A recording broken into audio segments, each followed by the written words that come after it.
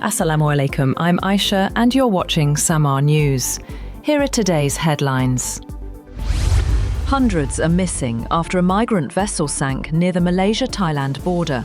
Authorities say 10 people were rescued and one body recovered following the tragedy.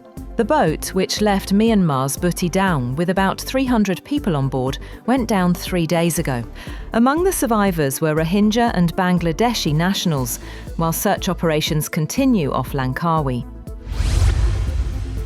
A massive weather alert has been issued in the Philippines as Super Typhoon Fungwang, locally named Uwan, intensified, prompting authorities to evacuate over 100,000 residents. The storm threatens central and eastern regions with heavy rainfall and strong winds, including Metro Manila and surrounding provinces. Super Typhoon Fungwang reached sustained winds of 185 kilometers per hour, with gusts up to 230 kilometers per hour on Sunday, with earliest landfall expected in Aurora Province, central Luzon, Sunday night.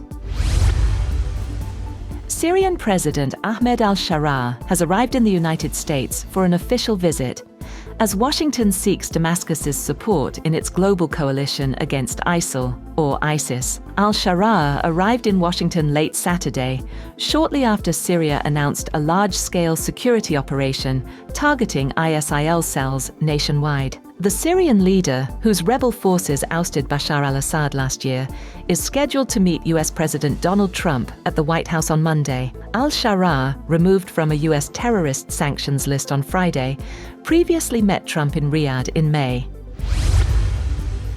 Major air traffic control staffing shortages disrupted thousands of flights across the US on Saturday as the federal government shutdown entered its 39th day, officials said. The Federal Aviation Administration reported staffing issues affecting 42 airport towers and centers, delaying flights in at least 12 major cities, including Atlanta, Newark, San Francisco, Chicago, and New York.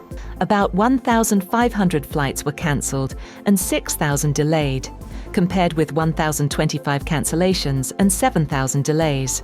FAA mandated flight reductions, initially set at 4% at 40 major airports, will rise to 6% on Tuesday and 10% by November 14th due to controller shortages.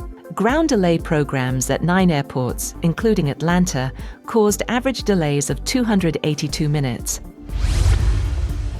Russian Foreign Minister Sergei Lavrov said Sunday he is ready to meet U.S. Secretary of State Marco Rubio, but reaffirmed that Moscow will not compromise on its core conditions to end the Ukraine war. Lavrov told state news agency RIA Novosti that both sides understand the need for regular communication and are prepared for face-to-face meetings when necessary. His remarks come as President Donald Trump's attempts to broker a peace deal have stalled following the cancellation of last month's planned Trump-Putin summit in Budapest.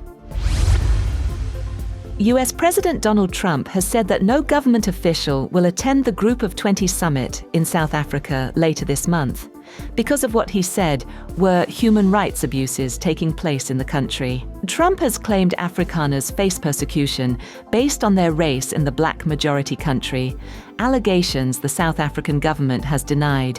Vice President J.D. Vance, who was expected to attend the Group of 20 world leaders in Johannesburg from November 22nd to 23rd, is no longer going.